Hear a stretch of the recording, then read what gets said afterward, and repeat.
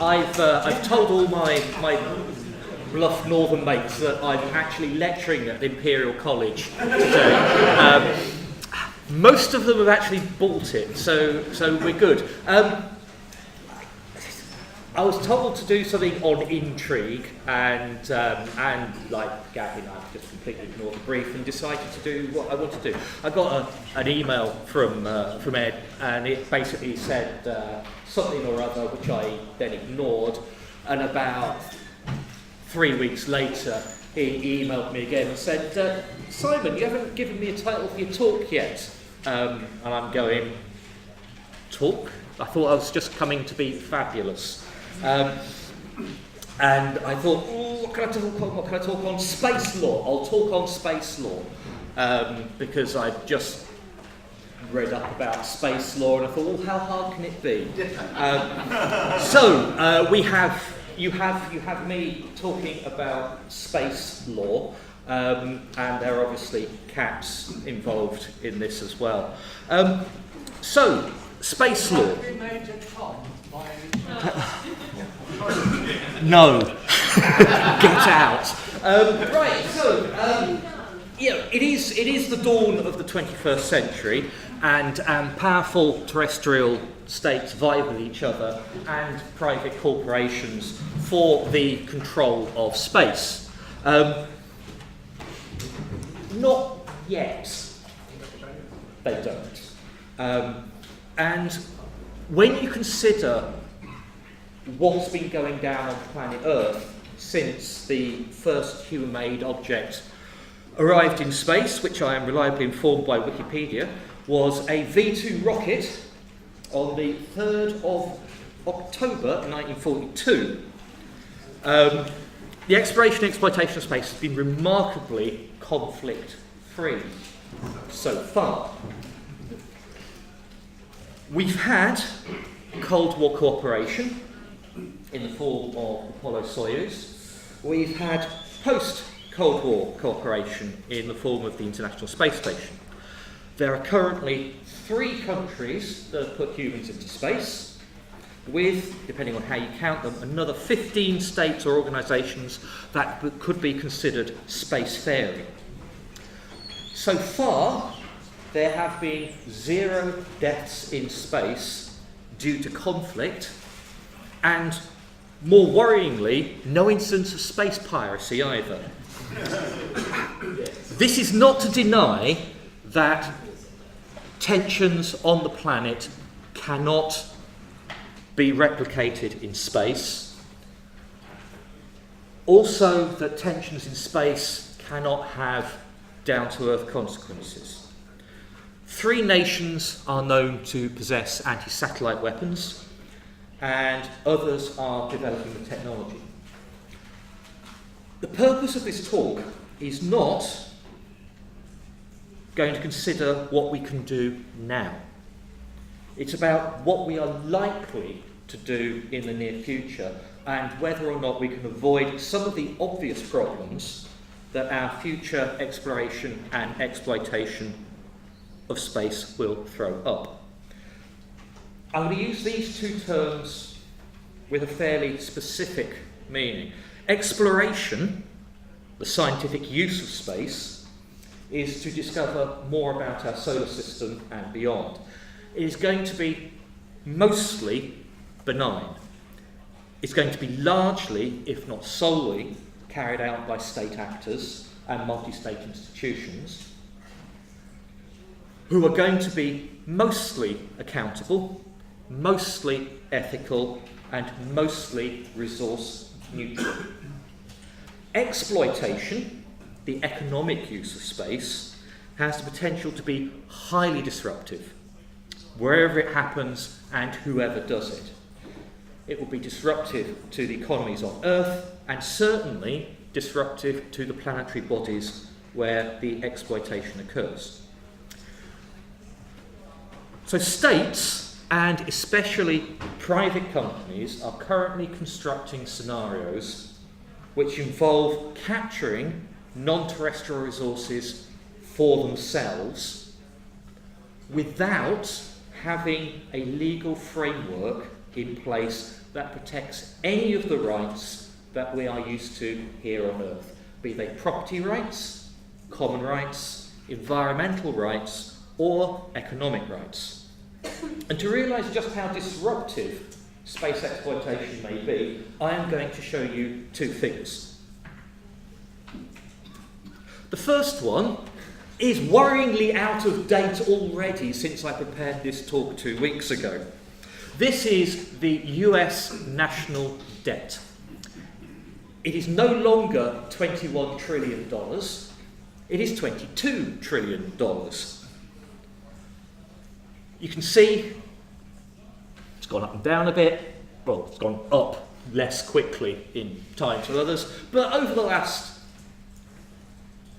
10 years or so, it's really got a hammering. So the US is now currently in debt to all its creditors to the tune of $22 trillion. Now the next figure I'm going to show you is the approximate worth of one asteroid.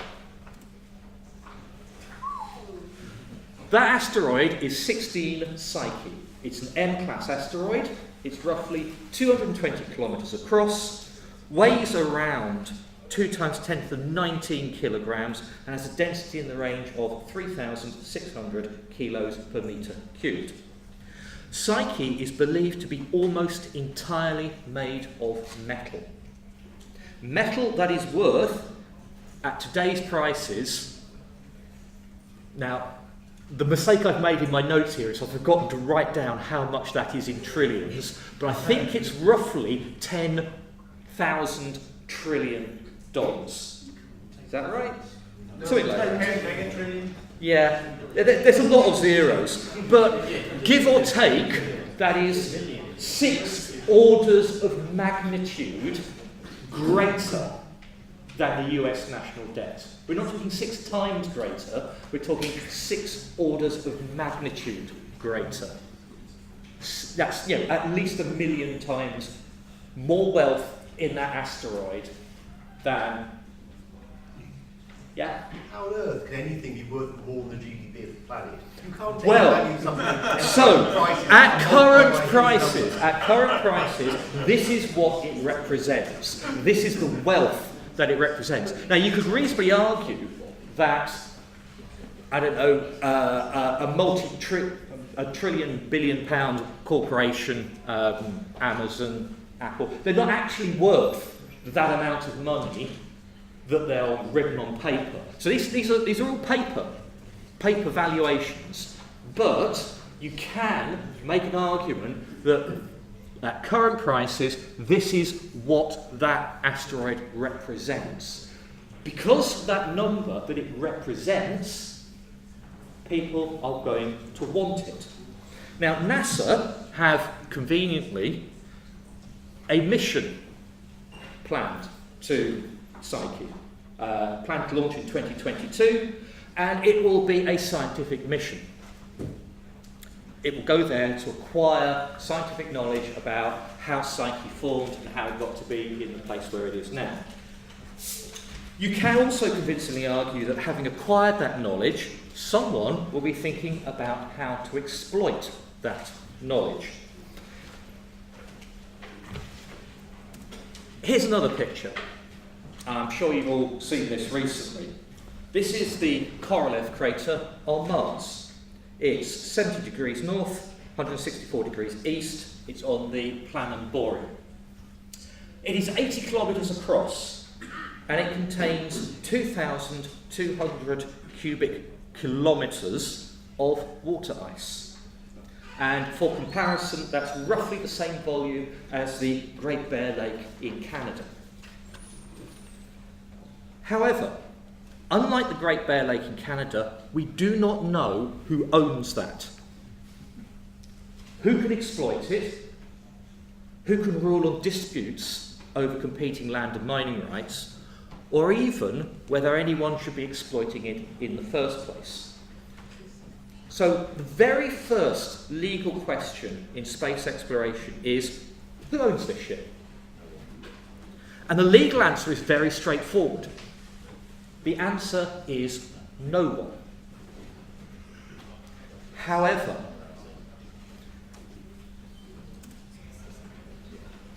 behind that easy answer of no one are a lot of more difficult answers.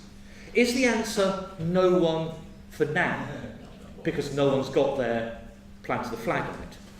Is it because the answer is no one forever, because we don't want people owning this? Is it no one, and therefore everyone, are asteroids and other bodies in what is called the commons?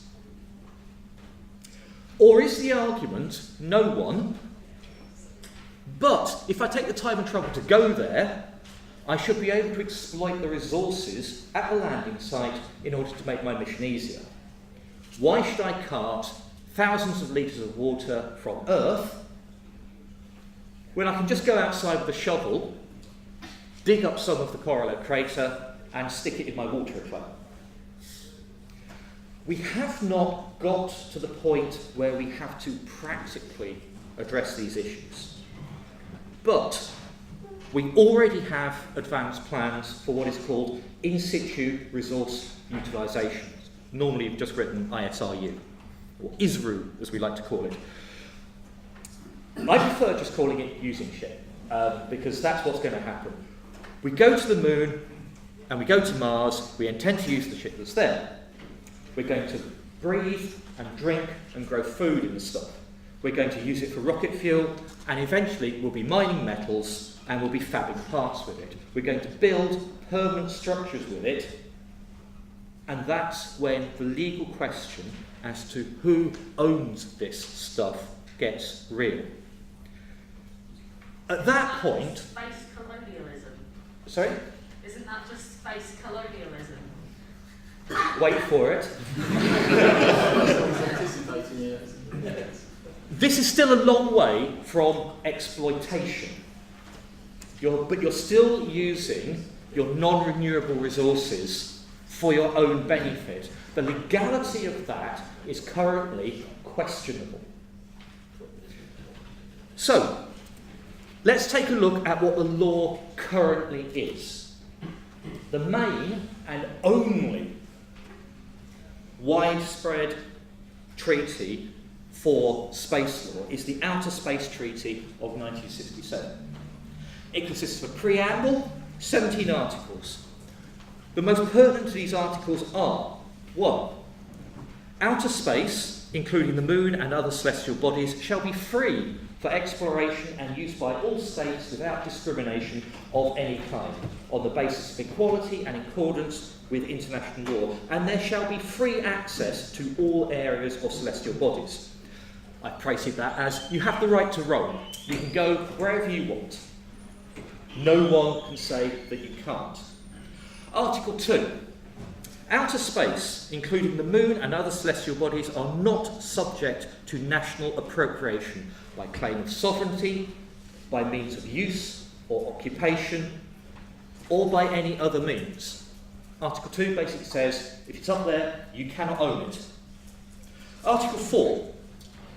States parties to the treaty undertake not to place in orbit around the Earth any objects carrying nuclear weapons or any other kind of weapons of mass destruction, install such weapons in celestial bodies, or station such weapons in outer space or any other manner. No news. Article 6. States parties to the treaty shall bear international responsibility for national activities in outer space, including the moon and other celestial bodies, whether such activities are carried on by governmental agencies or by non-governmental agencies, and for assuring that national activities carried out in conformity with the provisions set forth in the present treaty. You are responsible for what your citizens do. Those are the main articles that are applicable to this tort. There are others, feel free to look them up.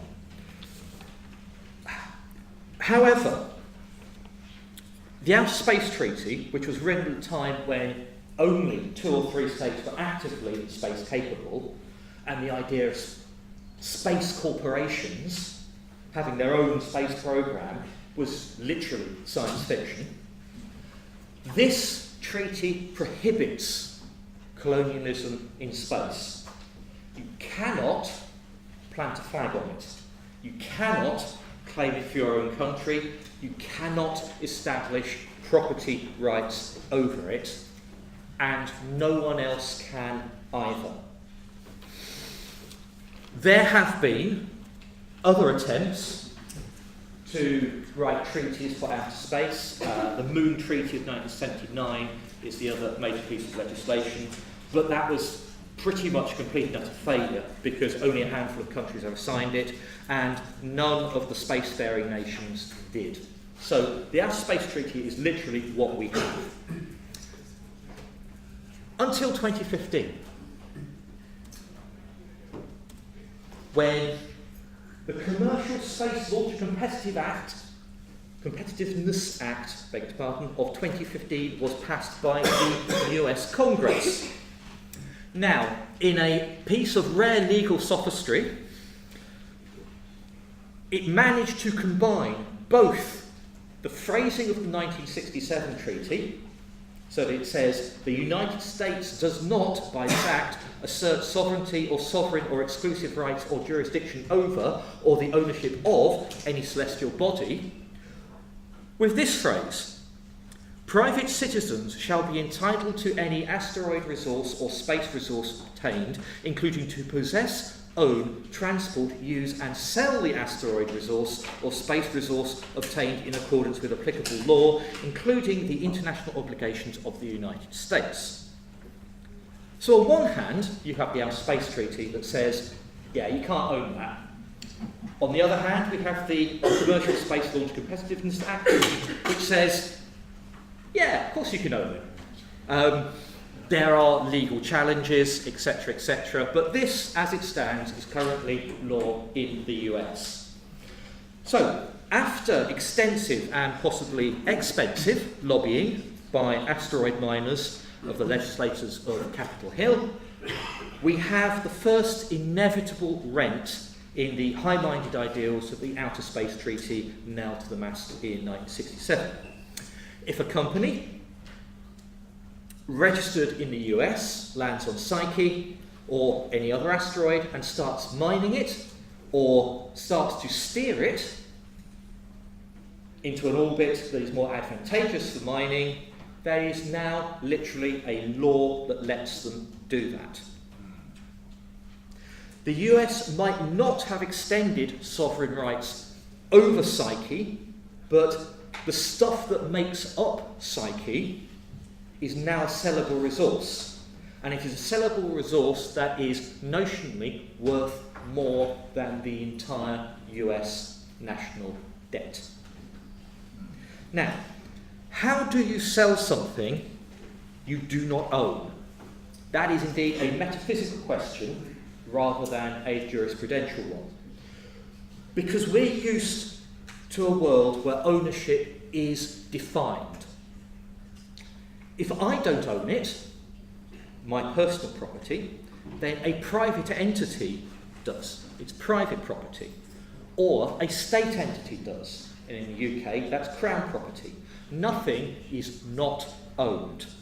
Common land is owned, and the rights that commoners exercise over that land is independent of its ownership.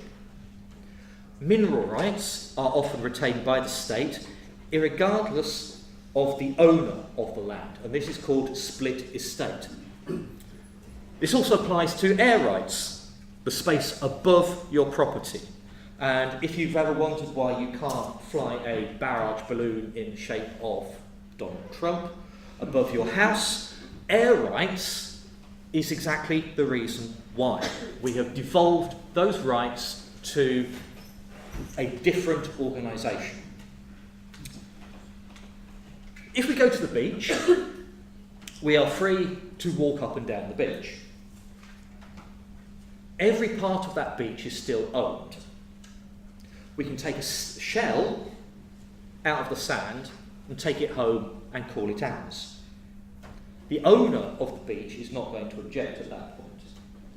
If we return with a bulk aggregate bag and shovel a ton of sand into it, they will take us to court.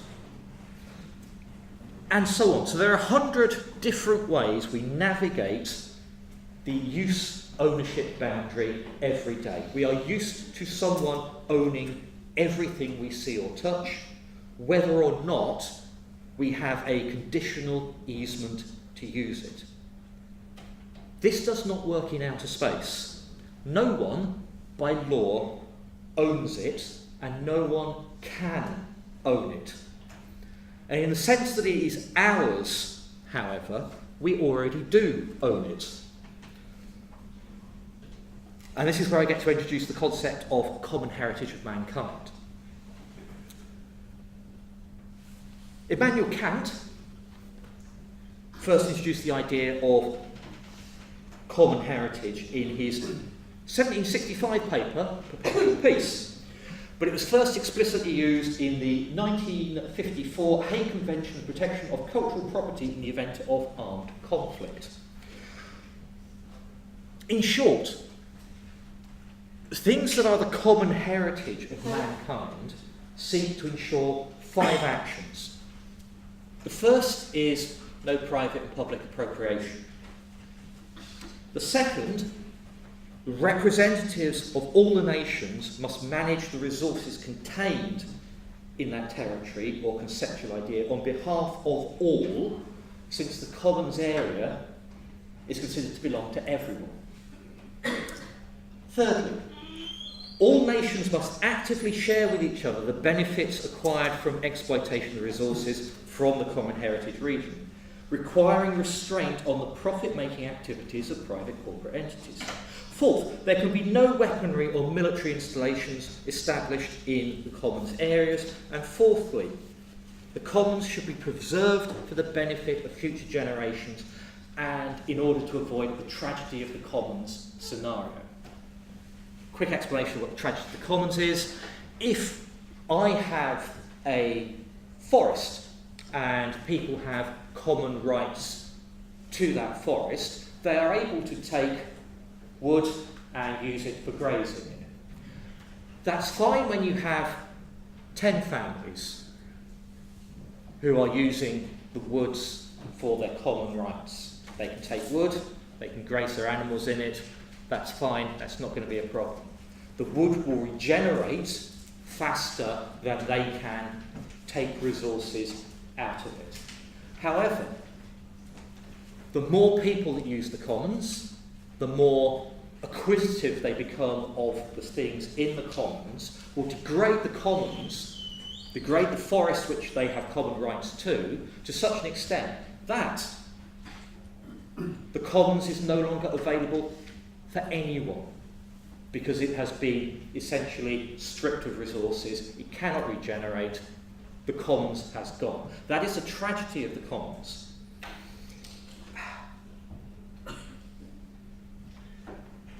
The question comes, will this approach work in outer space? We have currently things like the Antarctic Treaty, the United Nations Law of the Sea. They work on the basis of the common heritage of mankind. However, both the Antarctic Treaty and the Law of the Sea have oversight bodies, whereas the Outer Space Treaty critically does not. So just as the economic pressure to claim jurisdictions over what was previously empty and inaccessible and mostly useless seabed increases, so does the economic pressure to claim jurisdiction over previously empty, inaccessible and mostly useless space. So the question when it comes to the Outer Space Treaty is not who owns this ship, it's who can stop me from just taking this ship. If the answer to that is fundamentally no one, then space colonialism is firmly back on the table. Because what can be more a decisive example of ownership than reducing an entire asteroid to its component parts and using its metals, its volatiles and its minerals as raw materials to surface economies, both in space and here on Earth. So, what we have is we have the Outer Space Treaty. It was signed at a time when we had a Cold War and the main protagonist was basically staring at each other across a whole stack of nuclear weapons. And the Outer Space Treaty can be reasonably described as a valiant attempt to de-escalate tensions in outer space before they happened. In the intervening 50 years, the Cold War has ended, several other states have achieved orbit, robot probes have gone to the edge of the solar system and beyond. Our scientific capabilities are now at a point where the economic exploitation of celestial bodies is not just a potential, but it's possible. Add to that, you've got multi-state organisations and private companies who are now both rich enough to enter space on their own terms and influence laws made here on Earth. So the signatories to the Outer Space Treaty are committed to the principle of common heritage, but as we have seen from the US law, they are going to start nibbling away at that common heritage. They are going to start being able to give themselves the right to take and exploit extraterrestrial resources for their own exclusive benefit, either openly or they will do it under the banner of in situ resource management. Now, we have enough problems here on Earth at the moment. The potential for climate change causing catastrophic and irreversible damage to our planet is going to be an overriding factor in the next few years to come. However, while the potential for conflict in space is huge, it is an absolute certainty that wealth made up there will come back down here with enormous ramifications for us all. There we go. This is just something I pulled off the interwebs. These are, again, rough estimates of the wealth contained in these asteroids. I've blown up a bit here. There's one here, Palmer. That says $5.21 quintillion. That is nowhere near the biggest. If you're looking for inflationary pressure, there's a picture of it right there. Now, as it stands, 42 people on this planet currently own the same amount of wealth as the bottom 3.7 billion people on this planet. If those 42 people get the ability to accumulate off-world wealth, that 50% will only go up. And that 50% will get as close to 100% as you could possibly imagine. And such wealth will enable individuals not just to influence countries, but simply buy them. And as the situation stands, there is absolutely nothing to prevent this future from happening. When we read or when we watch science fiction, with its coldly indifferent and sometimes willingly evil megacorporations, there's one, Tyrrell Corporation is another, we need to be aware that these are warnings as well as entertainments. Both Weyland-Yutani and Tyrrell make their wealth off-world.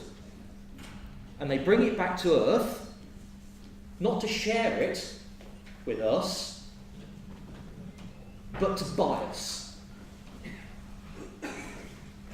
Now, we get to the conundrum. how do we arrive at a point where we have nice things? Things like moon base, geek points. Anyone recognise that? Space knee, as we call it up north. Let's try and make this one slightly more difficult. Mars base. Babylon 5. Orbiting space stations. Elysium, there we go. And apparently there have been no films that I could find with a space elevator in. So this is just a generic picture of a space elevator. Someone needs to film Fountains of Paradise at some point. So, how do we get from where we are to building these things? It is obvious that we need to use extraterrestrial resources to make them. Permanent bases on the Moon and on Mars will not happen unless we allow in situ resource utilisation. Supply chains are too long, they are too fragile, and it's simply too difficult to suggest otherwise. Orbital habitats on a scale that would make them worth constructing need to be made of material that isn't shipped one rocket at a time from Earth. And most working designs of a space elevator require the use of an asteroid tether at the far end. And that means we need to appropriate a suitable asteroid and move it into position, because one doesn't exist at the orbit we use. We need to mine the asteroids for metals and volatiles. We need to use the lunar regolith to turn it into bricks. We need to use Martian water to drink and grow plants.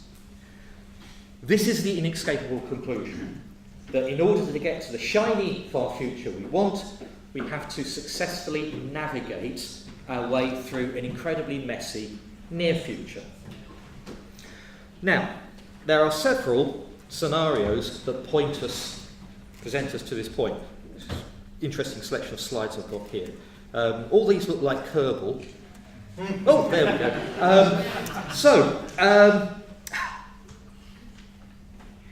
The first scenario is to accept that in order to get to the future, to move from a Type 0 civilization to a Type 1 civilization, it is going to be painful. It is possibly going to be fatal. We need to rescind the Outer Space Treaty. We need to give free market capitalism unfettered access to space. The resources of the solar system will be utilised to spread humanity's influence, if not humanity itself, to the edges of the solar system. These resources will not necessarily be used wisely. Much of it will most likely be used to simply capture more resources and more territory, which will then be used for rent-seeking. Some people will become extraordinarily rich, and there will be conflict between corporations and states. It could end very badly. It might end very well. Second scenario is to amend the Outer Space Treaty sufficiently to allow licences for mining rights, exclusive economic zones, and limited territorial claims, backed, arbitrated, and enforced by an international body. This will ameliorate the worst excesses of the free-for-all while providing some benefit to the commons. This model would potentially allow taxes and quotas to be levied, and in some variations tolls, to restrict or prevent the use of space resources on Earth, making the main destination and market for space resources space itself. A third model would see the Outer Space Treaty amended sufficiently to allow in situ resource utilisation, but only for exploration.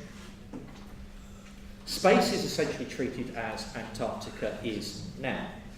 Any state can go and set up camp, subject to treaty obligations and oversight, use resources around the base, but economic activity is prohibited. And big infrastructure projects would be multinational, multi-state affairs with finished constructions as part of the commons. accessible to all participating states.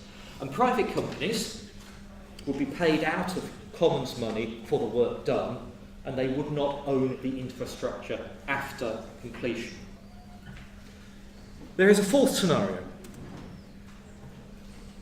where we essentially cancel a spaceborne future, accept that we're not going anywhere, and prevent the exploitation of extraterrestrial resources by ratifying an Outer Space Treaty 2. It outlaws in situ resource utilisation and any form of mineral exploitation.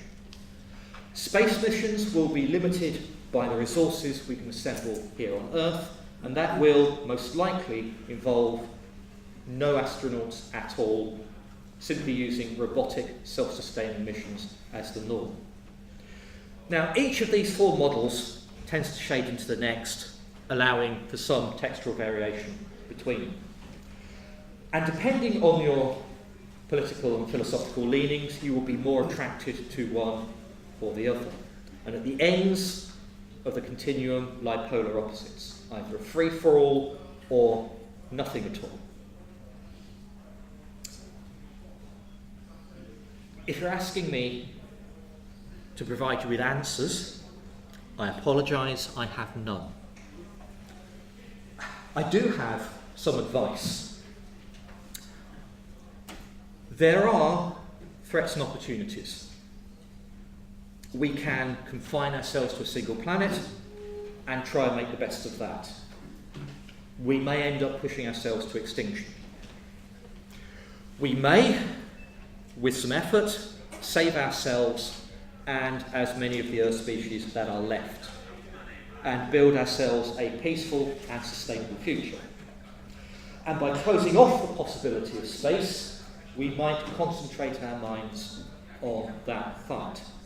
Because for the majority of us, the vast billions that inhabit the planet, this is a fight we need to have anyway. Most of us will never see low Earth orbit, let alone the surface of another world. And if we force the world's richest to realise that their fates and the fates of their fortunes are inextricably tied to the fate of the planet, then we might also force them to spend their money more wisely, buying politicians' votes for long-term ecological benefit. Now, I've previously argued that only an idiot would put the ability to move an asteroid in the hands of a private corporation. Putting that ability in the hands of a state or multi-state entity is barely better. But if, as a society and as a planet, we decide that we want to move out into the solar system and begin that slow climb up the gravity well, we need to use the resources that already exist in space to enable us to do that. And in order to use those resources, we need to be able to confer ownership of those resources and accept the risks that go along with that. All that aside, what we do need is we need an international conversation that includes all people of goodwill. Because currently what we have is very rich and very well-connected individuals and companies and their paid lobbyists attacking the common heritage and carving pieces off it in order to enrich themselves. That is not a conversation, that is a land grab. And it is a land grab which will extend to the Moon, Mars, and beyond. It is also the default position if we do nothing. Being part of the conversation does involve influence. And I'm rather hoping in this august institution that those in this room may be better placed than I am to wield that influence in the years and decades to come. So, over to you. Thank you very much.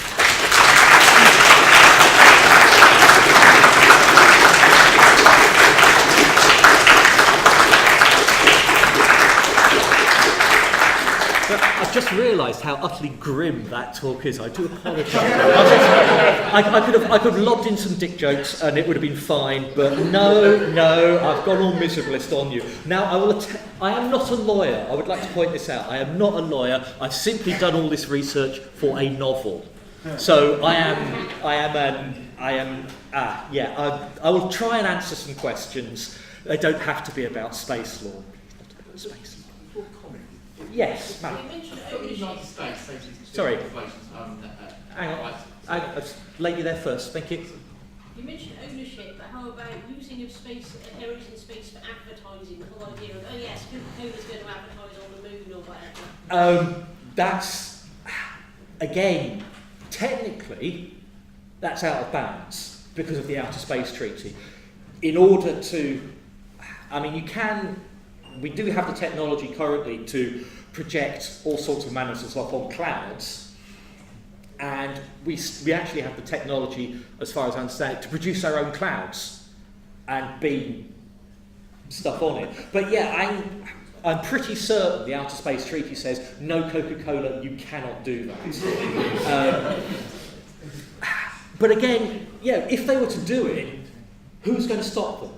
Literally, who is going to stop them? Well, the idea of putting a big reflective advertising hoarding up into low Earth orbit to reflect sunlight down keeps coming up. Yes. And as I'm sure you're aware, it would be absolute death to an awful lot of scientific observatories. Yes. Fortunately, I haven't done the calculations for this, but this would be an interesting science fiction scenario. Most major observatories these days are equipped with laser guide star systems. Yes. Which are capable of beaming significant amounts of power, a few watts. You're talking about punching holes in it. Space. Or steering it away. Decelerate it. Yes. I have to talk to some of my friends at ESO to work out whether they've come up with a contingency plan. I'll be interested to find out the answer. That would be great. Yes. Pink. So this entire reasoning of we have to be able to assign ownership to or to exploit these resources is sort of predicated on, as you said, the tragedy of the commons being a thing that happened, except of course it didn't. We had the commons, they're absolutely fine until they got enclosed, as we got the rights of feudalism. Do you think that's something we could go back to, where they are used responsibly, collectively, without assigning ownership? I mean, let's keep to a theme here. Absolutely, yes. Certainly in this country, when basically the Commons was essentially abolished by the Enclosure Act, vast tracts of land were stolen, let's not put too fine a point on it, from the Commons and put into private ownership. Now, the reasoning for that, I say reasoning, the excuse for that was to basically prevent the tragedy of the Commons from happening, that a private enclosed piece of land can be husbanded and not overutilised because you restrict the amount of economic activity on it to one person. Now, simultaneously to that, having disenfranchised the Commons, the people who ended up being booted off their land, their houses burnt, had to move to the cities. The cities would provide, the Industrial Revolution was just starting, and we have cheap labour for the factories. And this is where I take issue with some of the things that were said at Davos, where one of the slides, I think it was Bill Gates was showing, showed the number of people living in poverty decreasing year on year from a high point down to a low point, the number of people who are on $2 a day. Now, you can look at it two ways. You can say there are all these people who weren't earning $2 a day, and now they are earning $2 a day. Isn't that great? Or you could look at it another way and say, at this end, where people are earning $2 a day, they are earning $2 a day because they have been disenfranchised from their commons. Previously, they didn't need to earn $2 a day.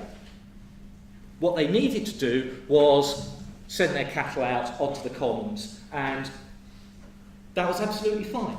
There is a famous story from the start of the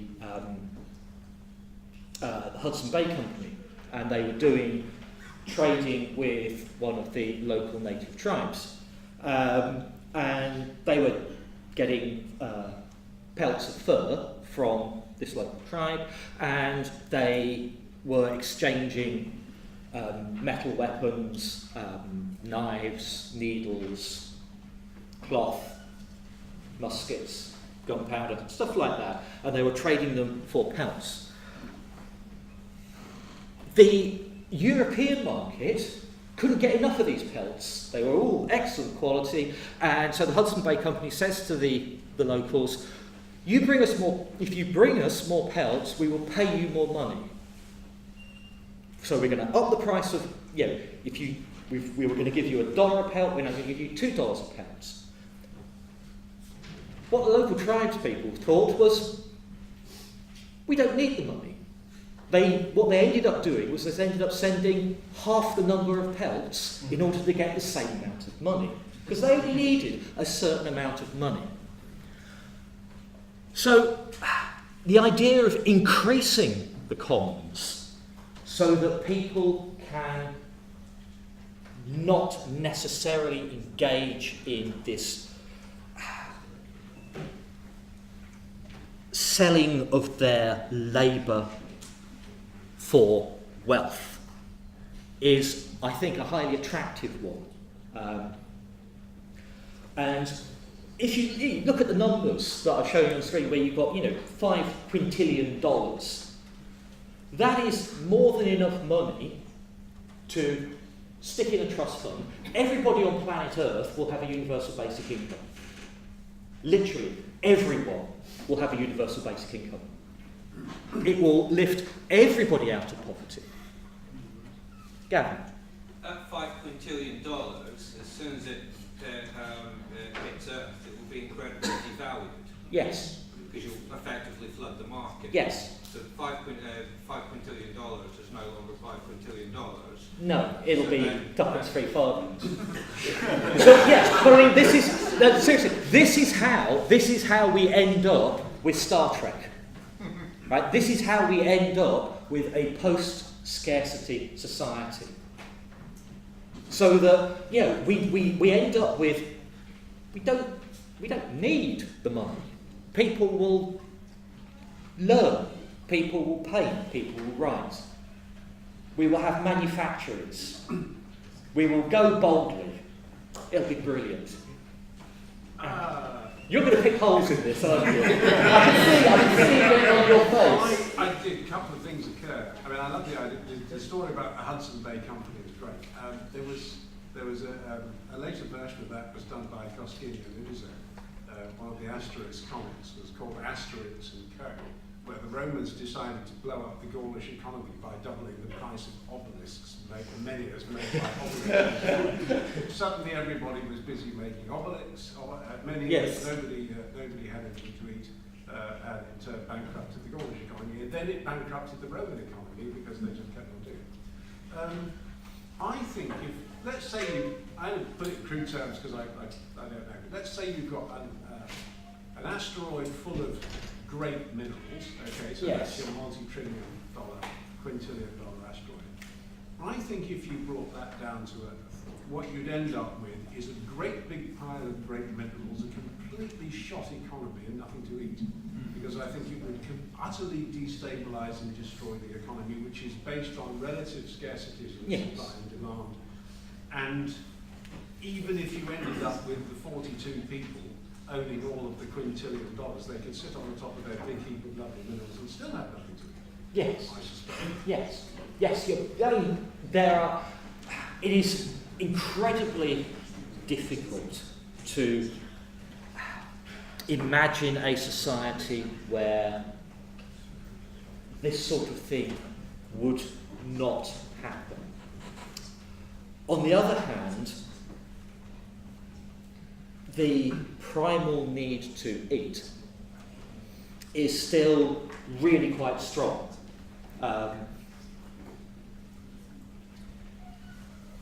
You could argue reasonably in that context, food would become the new currency. Which would A, be terrifying, but also that's how human civilization has worked for 10,000 years.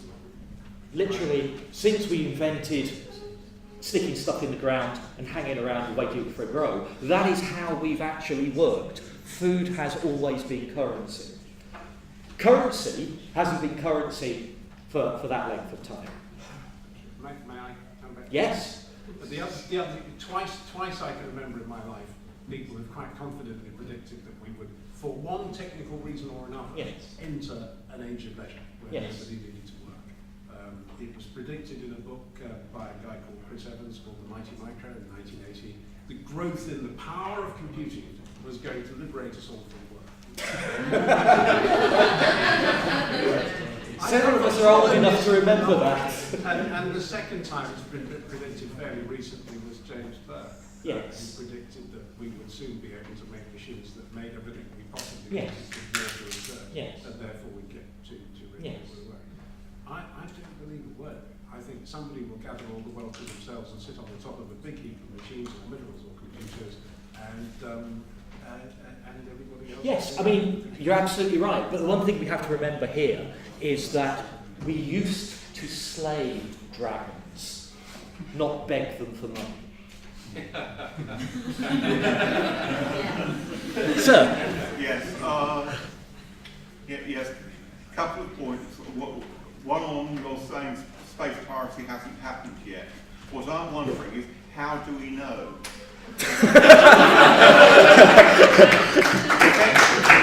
You will have to wait for my next book. Oh yeah, sorry, obligatory buy my books. Yes.